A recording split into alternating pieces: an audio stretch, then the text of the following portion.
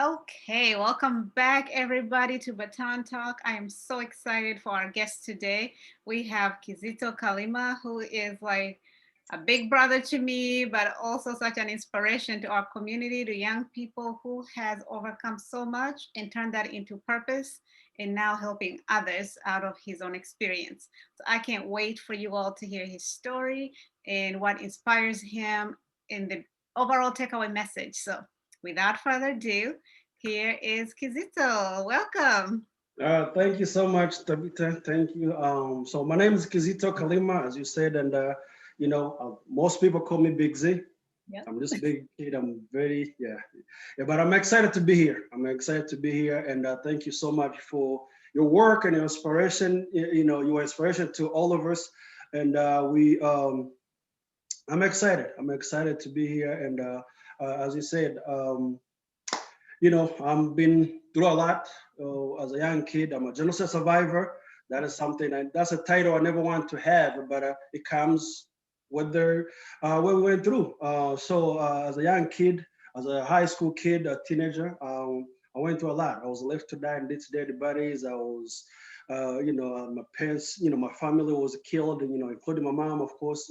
I lived in the swamps. Lived in group home, refugee camps. I was on my own and just running all over East Africa, trying to make it. And 1998 ended up here as a young high school kids too, on my own. So and of course, growing up under what I call oppression led to some sort of a trauma. That trauma, of course, was I said capitalized or was aggravated in 1994. That's when everything is went south, and during the genocide, I was pretty much exposed to the worst atrocities that a human being can see. Wow. So for some of you who are maybe you've heard about this because you heard Hotel Rwanda or you don't know much about it, you can go look into that. But the genocide of 1994 against the Tutsis was one of the worst because the biggest thing was all in a short time. And it happened so quickly, and the international world kind of walked away. So, a lot of kids, a lot of people went through this trauma, but because it was shared, a lot of people, especially people who come from our country, we had to survive. We had to figure out a way to move forward. And so most people didn't get a chance to process all the things they saw, all the things they went through, and they had to just keep moving forward. But as we know, or as I already said, trauma not transformed is trauma transferred. Whether or not you decide to do something about it, it will show up. And this shows up in so many ways in people. And a lot of people, from what I hear in my community, some people would say, oh, I can't even begin to talk about it. I don't know what is all there. What will happen if I start bringing it up? It might be too much, but it is worth the work because it shows up in different ways. So because we talk about batons and all of those things here, because it's a, how did it show up for you? How did trauma start showing up for you after you left Rwanda and you're now in safe country, physically safe, but I'm sure that is all still within. So can you walk us through that journey for you after you get to the US? So when I got to US in 1998, of course I was in high school, and luckily I came here through basketball scholarship. I was introduced to, I was playing sports. I have a lot of a lot of distraction, but my anger, my trauma started manifesting through anger. Mm. I'll play basketball. I'll go up to grab a rebound, and somehow, somewhere, I'll hit my teammates with the elbow. I'll punch them. I'll fight during the practice, but I didn't know why. And I remember one of my coach telling me that he likes that I play aggressively, but it's too aggressive. Mm. So I didn't understand exactly what he means by that. That time I was still learning English. I come from French background, but I didn't understand exactly what he means. He likes that I play aggressively, but I'm too aggressive. And you know, that would always be the case. You know, during the practice, during the games, you know, I would try to hurt people. I would try to punch people for no reason.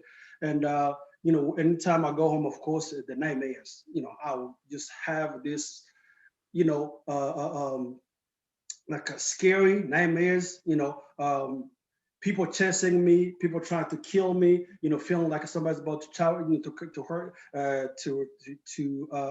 come me with a machete. And I remember that that time, you know, I was obsessed with the military channels. You know, I used to watch History Channel, and you know, I will, you know, before I go to bed, before I come from practice, I would watch History Channel, and I would see a lot. Of course, the History Channel will show the World War One, Two, and you know all the conflict all over the world.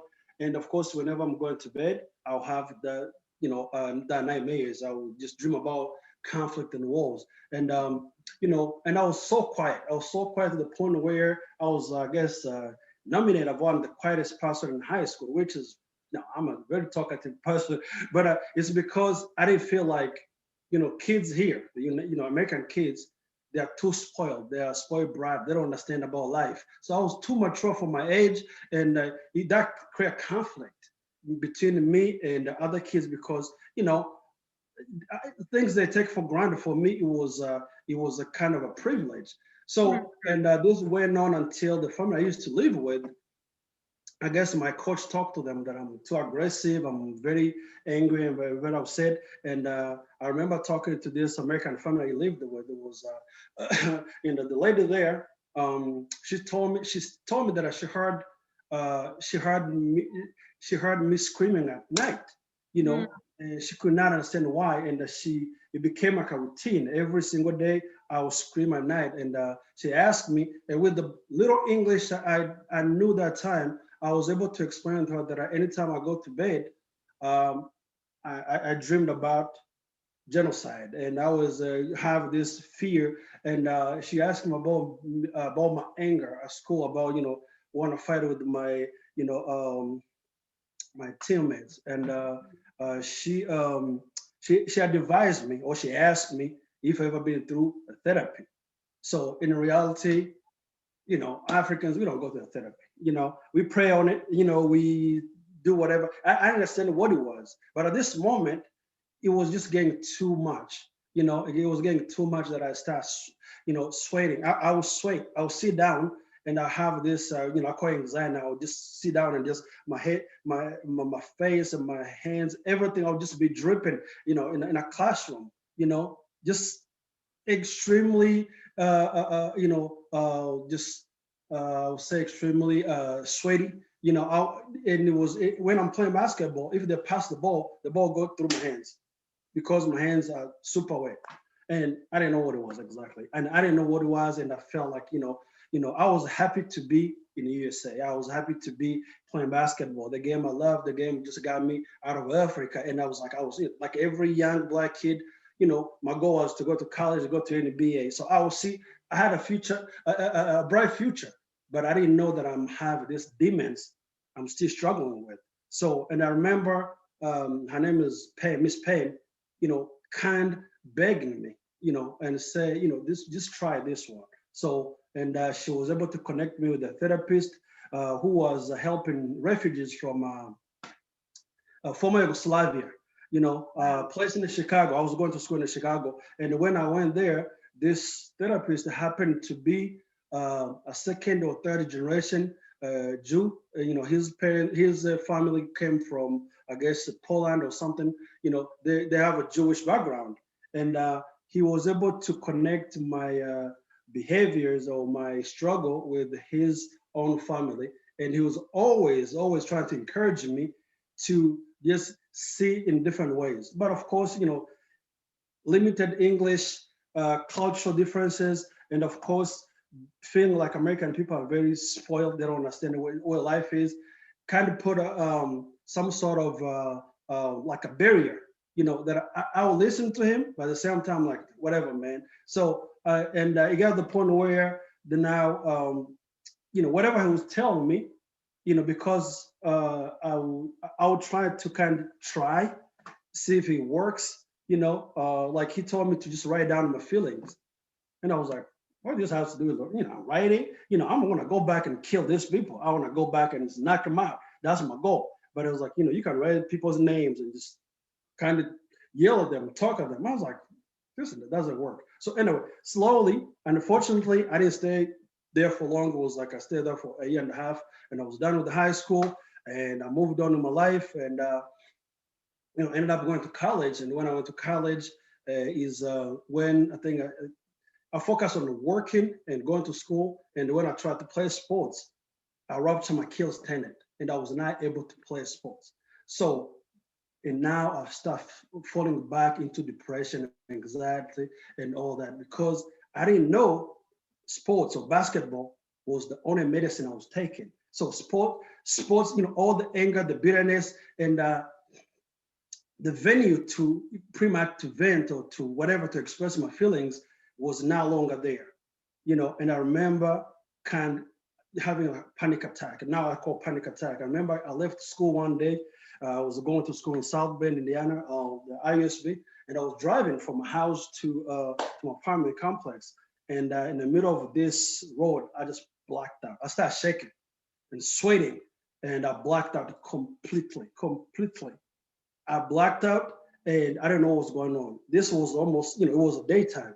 I was able to park at this, used to be a Notre Dame bank. I don't know if it's still there, So I remember exactly on Ireland, going to Irish apartments. That's how I remember. That's what it was so it was just very traumatizing to me. And I was able to park, and I stayed there for a couple minutes, and I was able to get to my apartment complex, turn the lights off, and lay down. But I was just start having this migraine headaches now. There has been there. So the next day I went to school.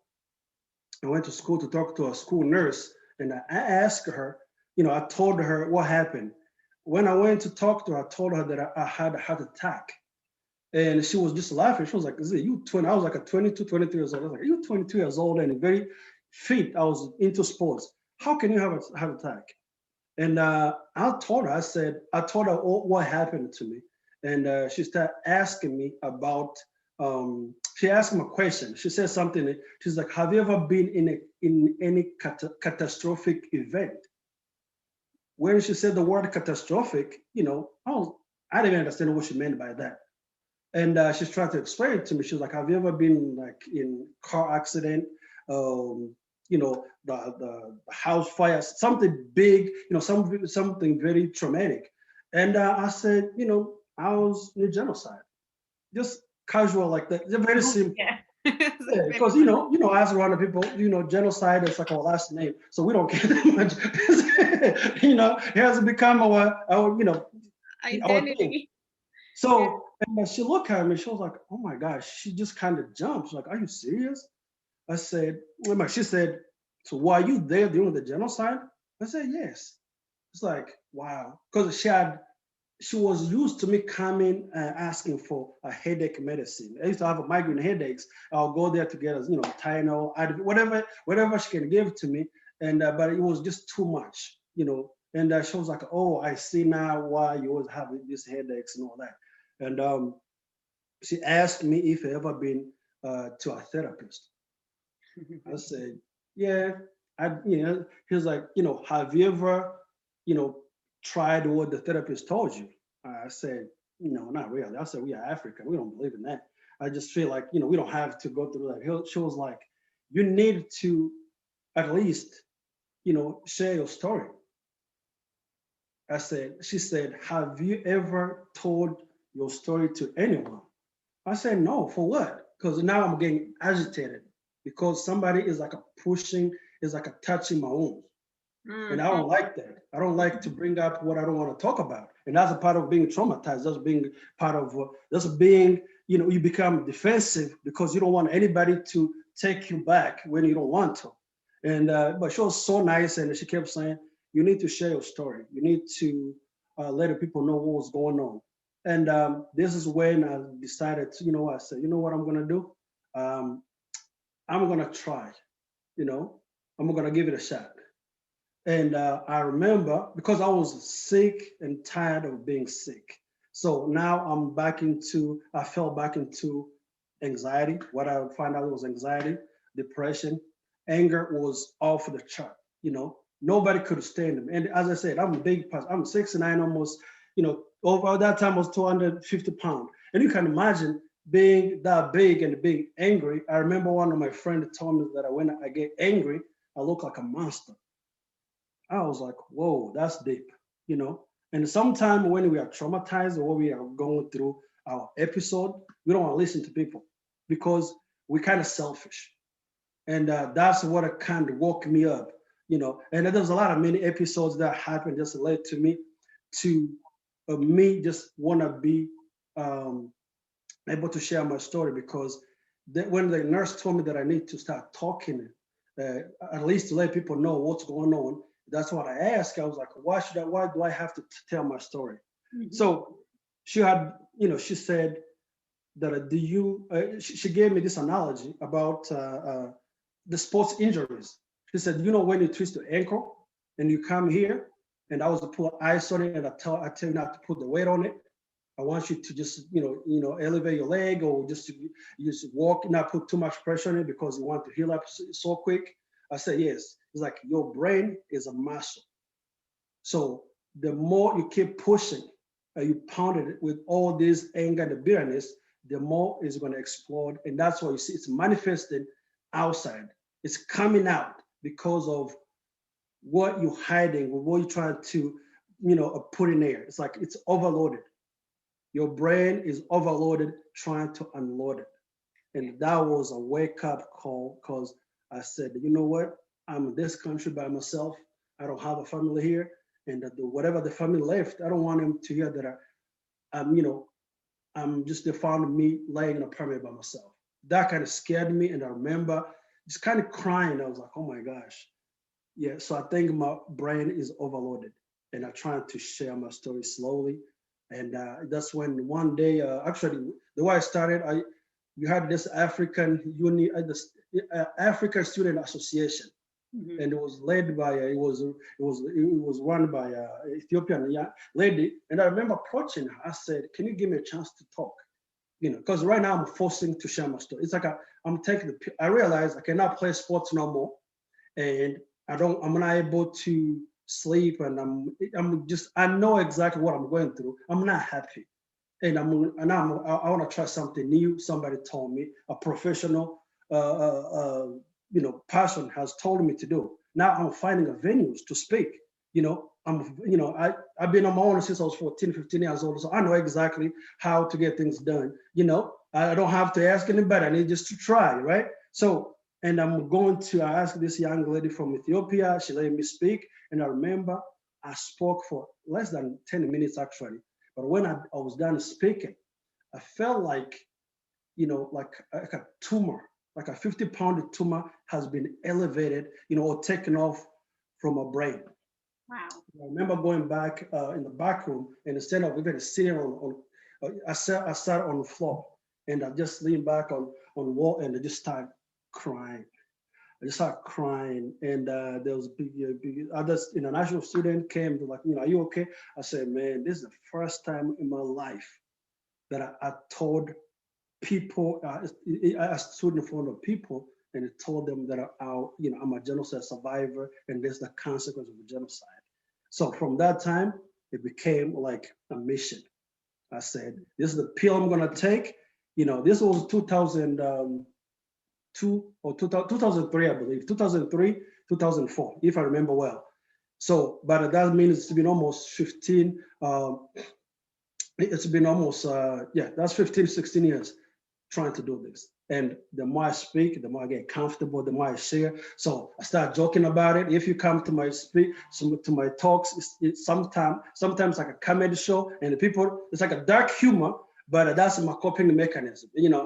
I joke about everything from the swamps I lived in, from the machete that's hacked me, from the, it's just something that I found out that it needs to be taught, especially a black man in America, who's always racial profiled, who's always walks on eggshells, it is, suffering from generation or, trauma from the slavery, the segregation, now the rape, police brutality, all those things is say, what, God has given me a chance and ability to a platform. I need to use it to the fullest. So anytime I always want to help my people, of course, and or to share the story of helping, a human being in general, but of course, focusing on, what is the most vulnerable community, the Black community in America, and now especially our Rwandan people.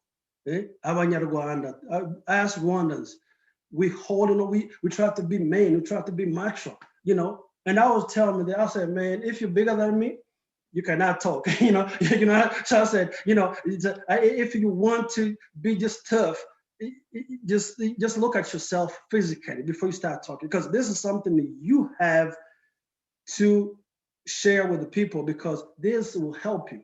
This will help you, because how to help me. I don't know how I get to the point where, now I'm able to go see the people who tried to kill me. I just came from Rwanda I visited a guy who hacked me with a machete here.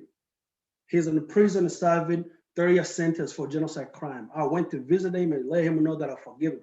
Face to face. Nobody could believe it. And I couldn't even believe it that I would get, if he asked me 10 years ago, no, I would never tell you that.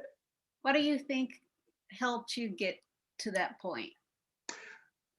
Be comfortable, with my story, normalizing trauma, and seeking help from the professional. I never shy away from,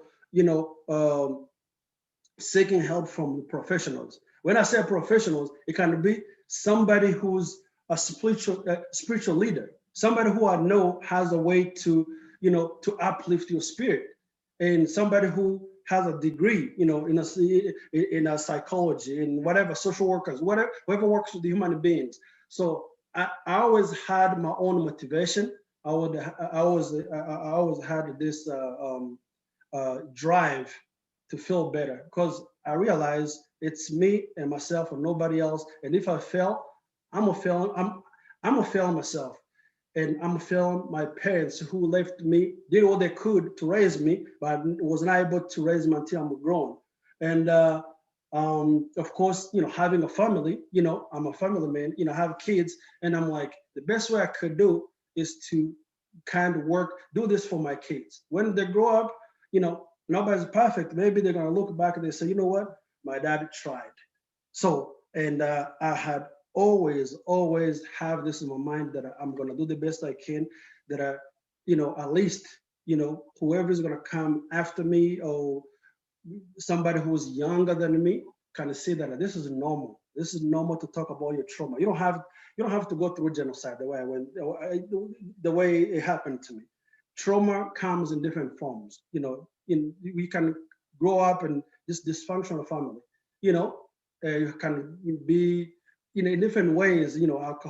Alcoholism is a big thing in our culture. And of course, coming from Rwanda, we have our our elders, who grew up, who went through a lot of civil wars, a lot of trauma from 1959, who are now our fathers or our grandfathers. They never dealt with their own 1959 trauma, 62, 67, 73, 80, 80 something, 90, 94. So now it's like the whole generation, the whole Rwandan generation is full of their own issues and trauma. So I'm trying to do the best I can. That's my contribution to my country.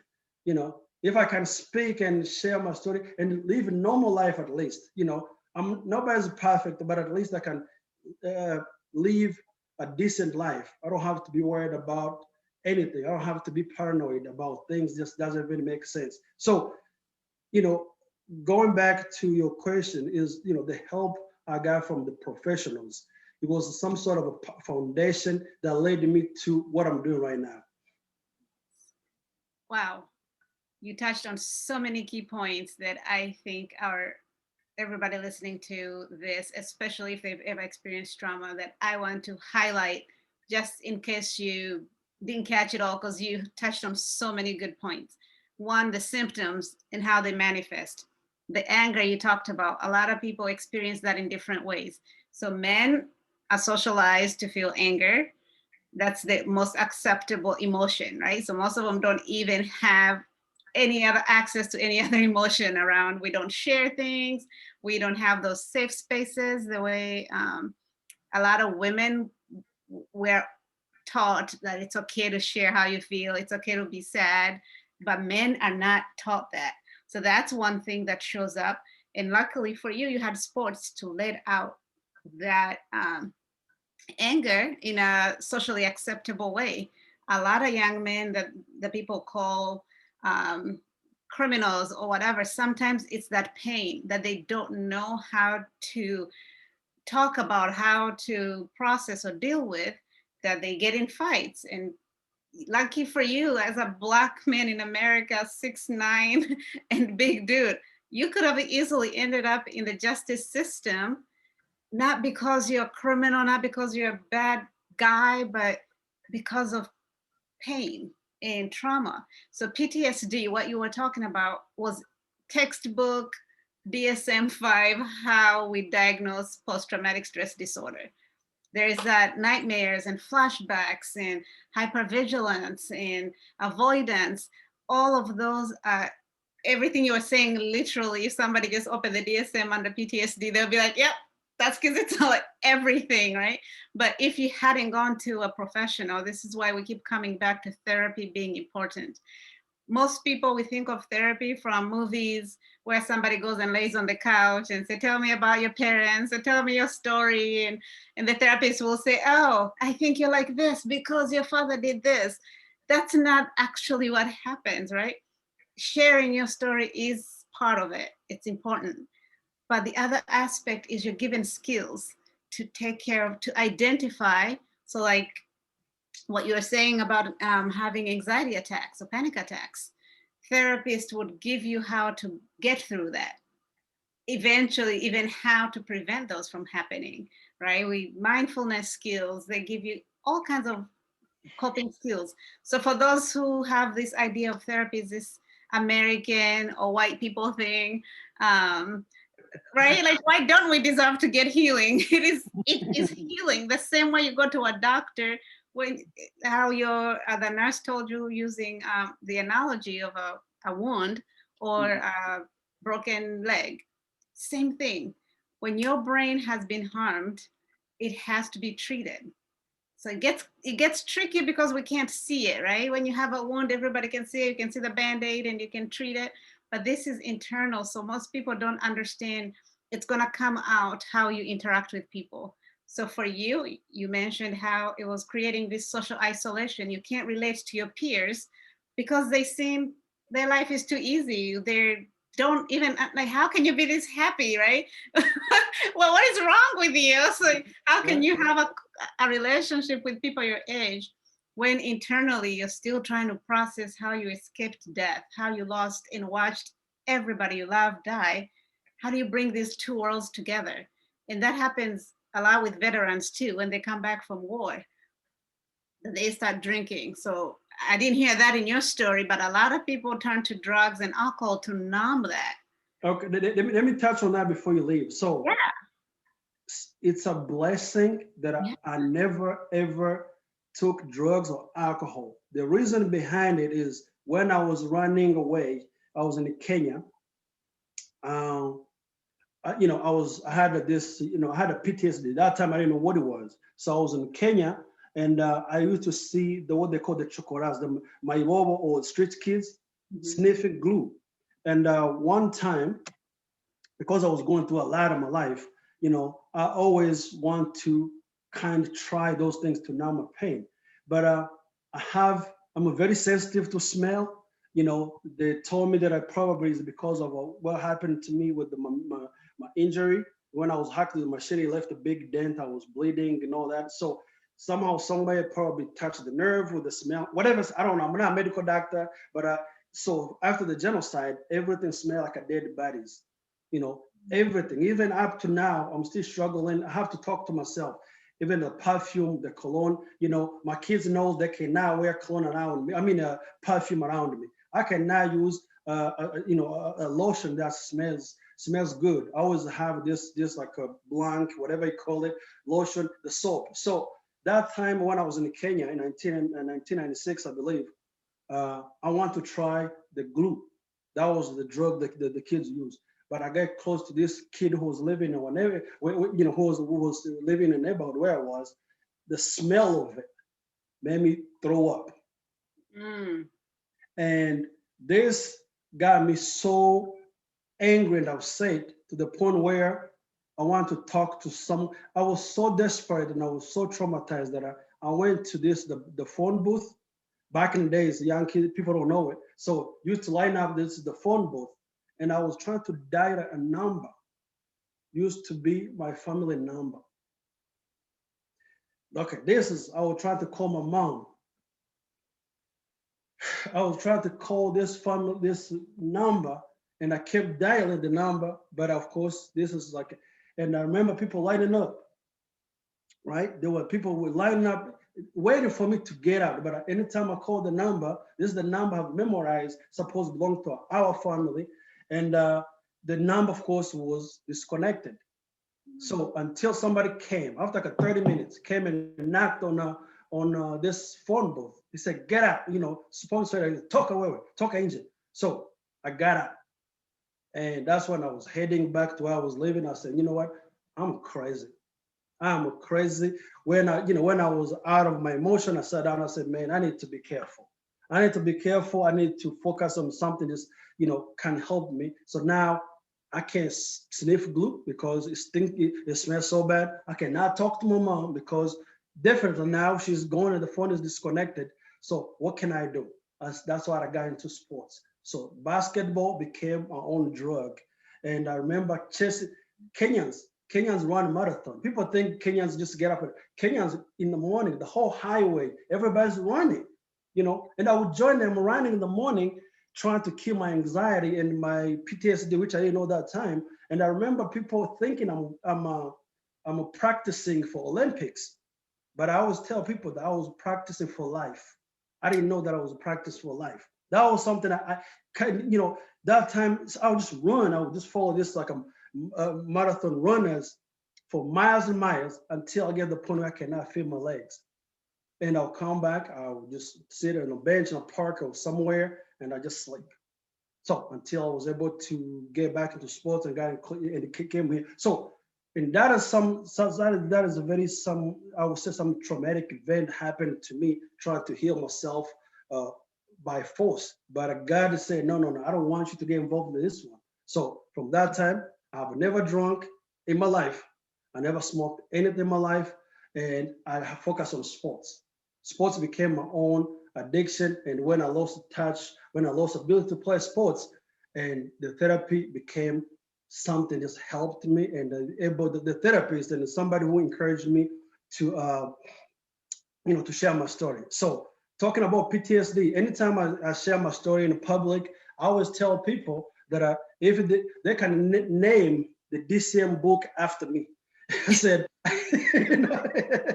I always say, man, you don't have to say anything else because I have everything in that book. I had everything in that book. You can just now you can say DSM / Kizito Kalima. That's the book that book can name because I look at it, I look through it, and I'm not, my background is criminal justice, law enforcement, public safety, but of course, I do a lot with my organization right now, helping a lot of people, especially refugees and immigrants who've been through a lot of trauma. And I talk to a lot of people, I talk to a lot of people who went through what I went through. And now I have an idea, or I know that what DSM is, what are all the symptoms of diagnosis in this book.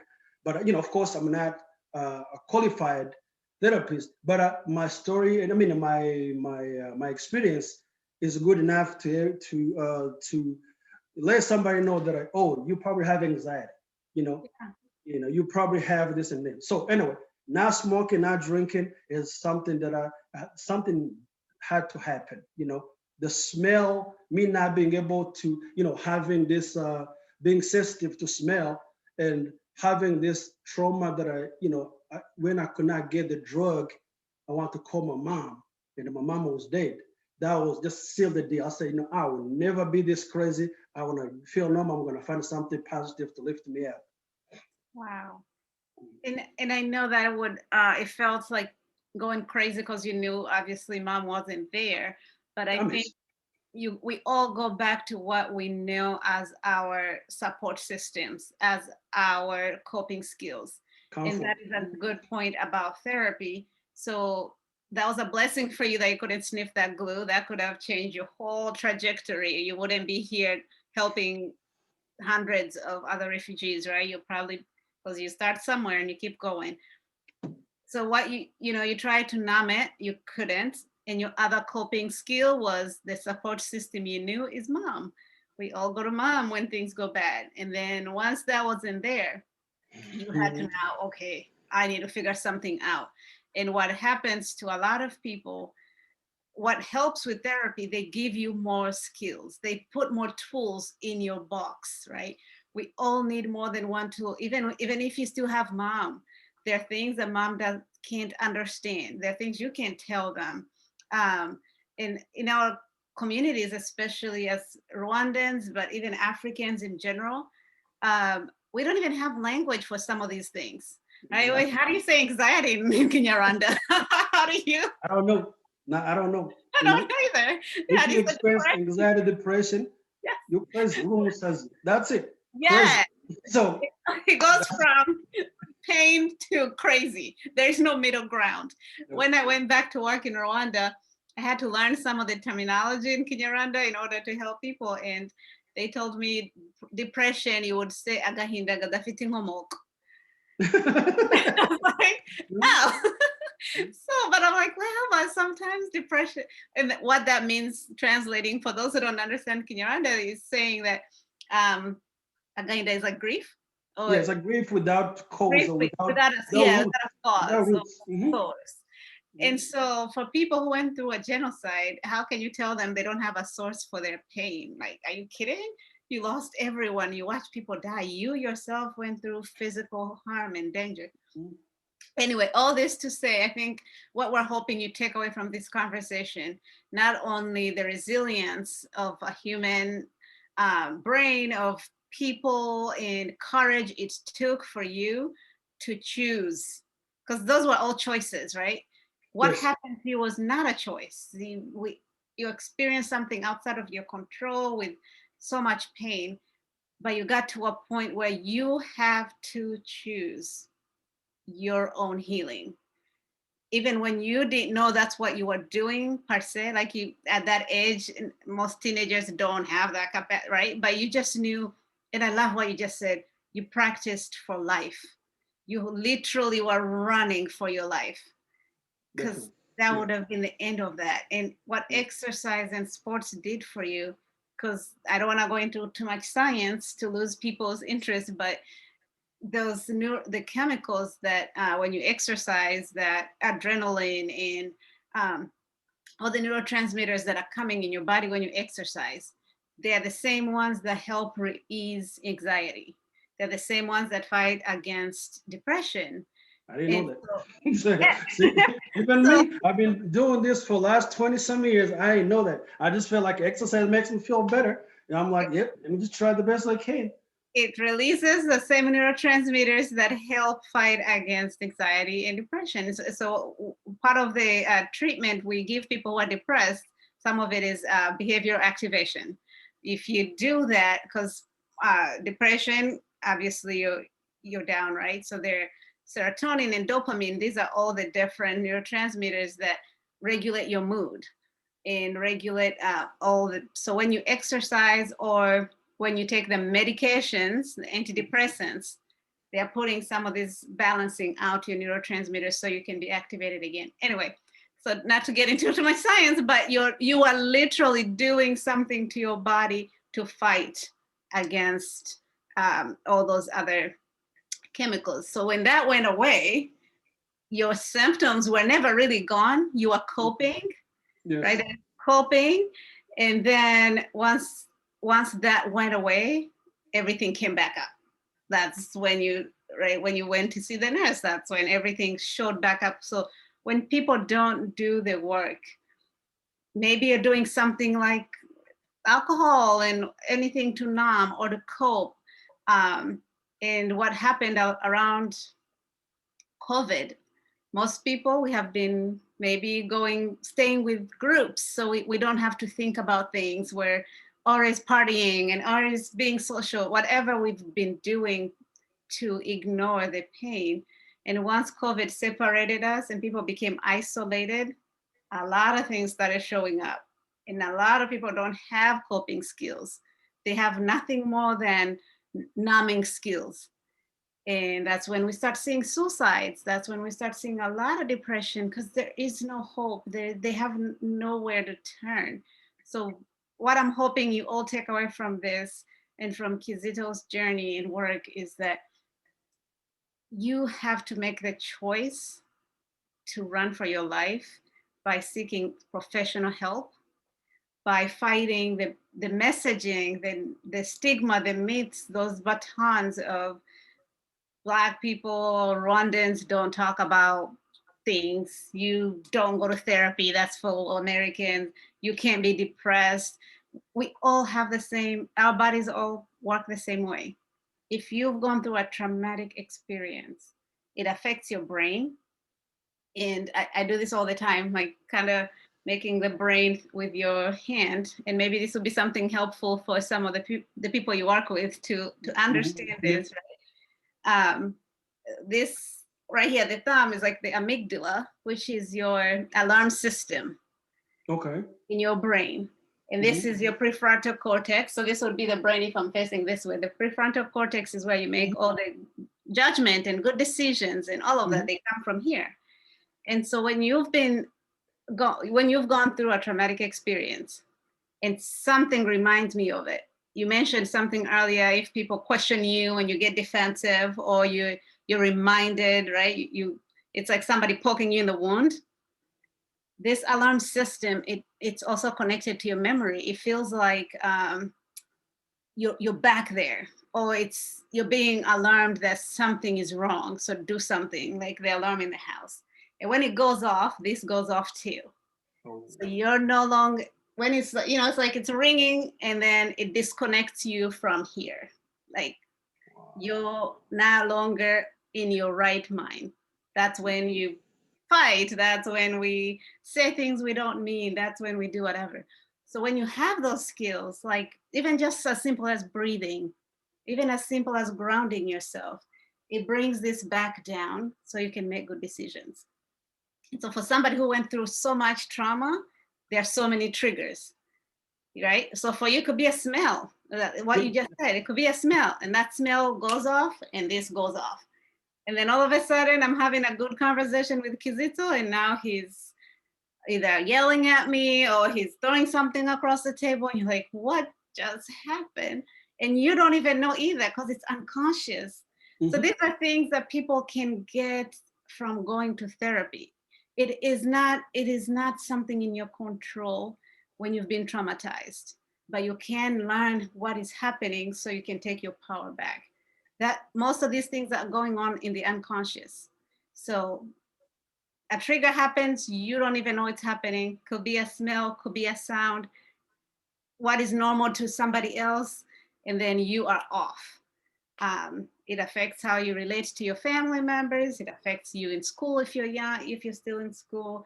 It affects focus. It affects, everything, all your life. So I don't know if I can keep going about this forever and ever, but I think everybody gets the point.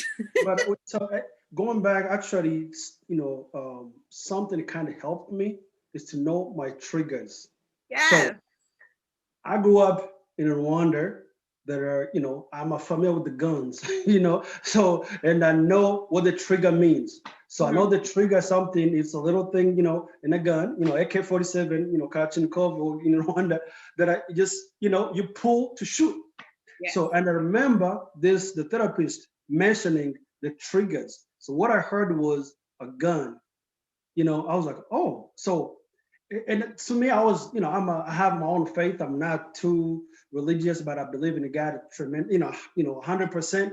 and I was having my faith, and I always feel like things happen for a reason. And when this guy said trigger, and I remember being chased and shot at, I was like, okay, so this is like it's familiar. When he connected my anger, my issues, my mental health issues as being triggered by something, I can see exactly how I can kill people by being triggered. So Yeah. the AK-47, it kind of, I saw the picture in my mind, and what I got from the therapy, it just like I remember asking this therapist. I said, "Can you help me to identify the triggers?" That's why he said, the smells. So people don't understand. People like us who lives in the swamps, something called water running or water dripping from the leaves is something just always reminded us the swamps because so like the clock, the clock in the office, the tic tac, whatever, the white. So that little thing used to set me off in the classroom. All the old school classroom. I think even right now they have those big old clock on the wall, and it's always ticking. So anytime I'm sitting in a classroom, this thing is like. So in my mind, I'm like, this reminds me when I was staying in the swamps, hiding Amasaka, in whatever the sorghum plantation. It's like a cornfield, and anytime there's water dripping on the leaves, it sounds like a clock ticking. And I used to be scared because I feel like somebody's walking on tiptoe coming to get me. So that would set me off. So the smell, of course, it just reminds me of the dead bodies. People yelling and shouting, you know, Yeah. the whistle. Imagine playing sports and the whistle because during the genocide, the killers was using the whistle to call out people. So I had to talk. I remember every time the referee blow the whistle, it would set me off. I wanted to go and choke him. That was my first reaction. I always just get up and look at him, but I have to remind myself. So I remember the therapist just tell me the triggers, and I wrote down at least 17 things just set me off, and I know them right now. When I go to the meeting, I'm a public speaker. I speak in front of 1,000 people. Anytime I go to meet people, I know people are gonna have some different smells, right? So I gotta talk to myself that Z, this is a smell. This is a people smell. People smell good, others smell funky. So it's all good, It's not a dead body, right? This is not a dead body. So Yes. if I hear people yelling and shouting, I have to let myself know that. So it's a practice. As I said, I thank God I'm blessed to be able to identify or to kind of pinpoint what sets me off, and I work on it every single day. I don't know if it have something else, but the main thing, the smell, the loud people, the whistles, and of course, what I call the toxic environment. Toxic environment or toxic people. I do not like negativity. I don't like anybody who brings drama to me. I don't like drama. I don't feel like, if you not talk something positive about people, hey, just let it go. If you don't, if you want to bring people down, I say, especially in my community, I always tell them the Rwanda people, we've been so low, so down, so low. There's nowhere else to go other than going up. We need to start climbing up and changing our belief and just encourage people. Because another thing the therapist told me, he tried to because my English level was not good enough, so he was using like a simple word I can understand. I remember one time he said, I asked him what depression was, trying to figure it out. As you said in Kinyarwanda, we don't have those terms. Even in Swahili, in whatever, and even we don't have those terms, just explaining exactly what it is. I remember he said, it's like, do you know what is hope means? I said, yes. Do you know what is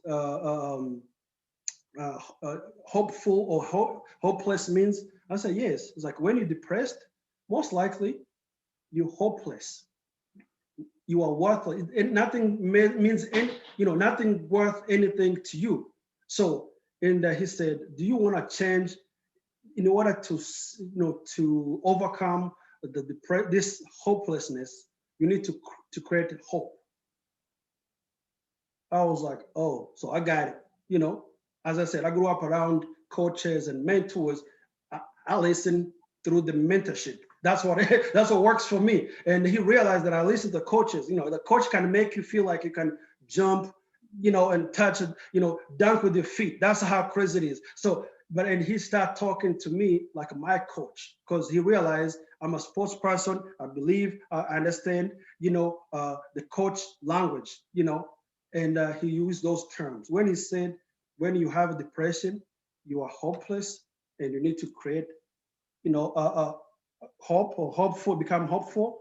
I said, oh, that's it. That's what you want me to do. I'm like, all right, I'm work on that. So I've been always trying to just having this high hope, but being realistic, of course, being realistic, that's many things, but I was trying to create something just I'm looking forward to, I'm like, I want to accomplish this. I want to accomplish this. I want to do this. I want to do this. So instead of, looking for next fix, which is the numbing techniques and the next, weed, the next, cocaine, next alcohol, next whatever, that's what most people went through. We went through. They're always looking for the next fix. So I'm always trying to say, you know what? Let me put up something there that I can change my life, and of course, changing something that people around me. Because the most important thing, what I realized, I get joy to help. I'm live to help, and anytime I help somebody, especially young people, I got a young kid from the middle of nowhere. Now he's in college, or somebody came here as an immigrant, could not speak a word of English, could not get a job, but now he owns a house. I'm like, wow, I play a big part on this one. It makes me happy, and it keeps me going, and that's a, But the reason behind all this, it's knowing my triggers, and to create hope out of hopelessness, if that's the word. Yeah. And what I even heard in addition to all of that is it gives you power to Yes. decide. Like you take your power back. When you have knowledge of what's going to trigger me, now you have preparation before you walk into that space, which then it's no longer a trigger, it's just a caution sign. The same way they put the big yellow things when you walk in a wet place, right? Instead of sliding on that floor, now you see it ahead of time and you walk carefully.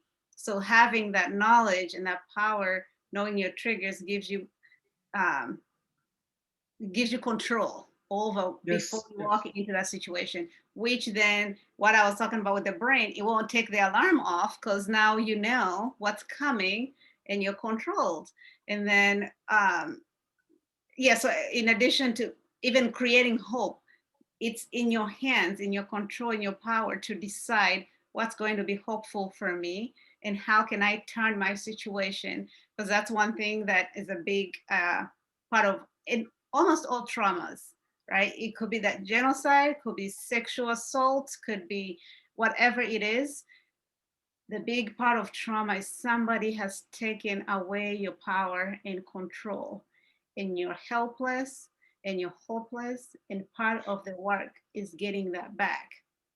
And so when you don't know how, when you can't start, that always takes over and you find a way to avoid, escape in different ways. Wow, that is powerful. So, Big Z, as we are concluding, those are so many wonderful nuggets, and thank you for sharing your story and all the people you have helped with it.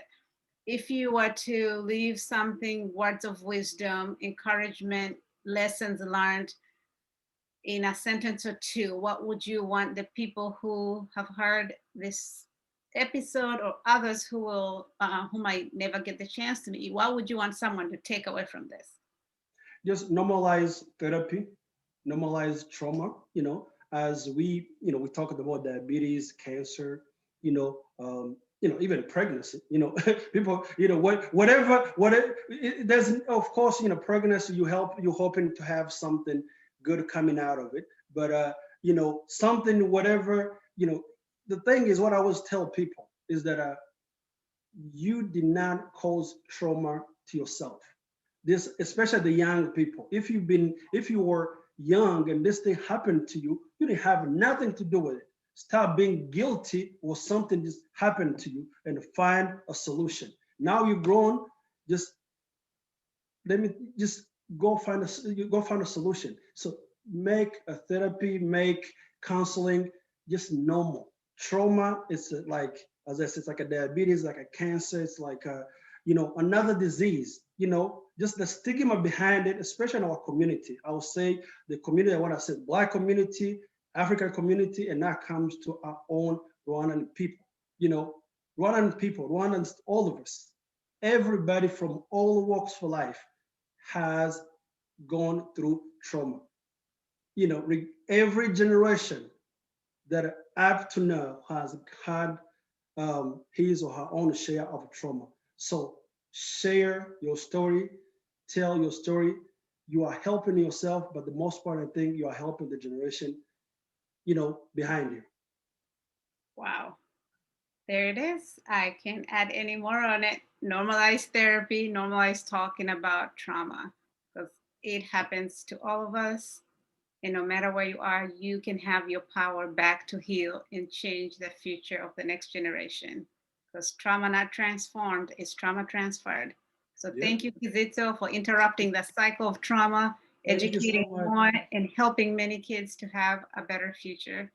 And before you go, you have to tell people your organization that you work with Oh, and how they can find you. I almost forgot to ask. okay. All right. So my organization is called the Peace Center for Forgiveness and Reconciliation, or PCFR in short. And our website is www.choosetoforgive.org. So, and you can find me online. We have a website, and we are very active on social media under Choose to Forgive, or sometime under my name, Kizito Kalima. So, if you want to reach out, if you want us to help, we do a lot of, a lot of outreach programs. We, especially for immigrants, with the school, work, helping them to find, Medicare, Medicaid, social services, and of course, our biggest, I would say our biggest program is what I would call genocide awareness. In this term, I can call trauma awareness, because I spend a lot of time talking, sharing my story, traveling all over the world, sharing my story and letting people that we all can prevent the future genocides. We can prevent the future trauma, because when there's a genocide, when there's atrocities, the consequences of it, the aftermath of it, it's worse than actually, the actual atrocity, because, this lasts forever and affects everybody. So our organization covers all that, and we have everything online. And, we are always ready to help and to support anybody who wants to get better. Wow. All right. Choosetoforgive.org. Yes. Right. Yes. Go check it out, make a donation, find a way to be involved, because you're changing generations to come. And Thank you so much. Thank you so much, David. I thank appreciate you it. again for your courage to awaken transformation in all of us. Thank you, and we will see you all next episode. Thank you so much.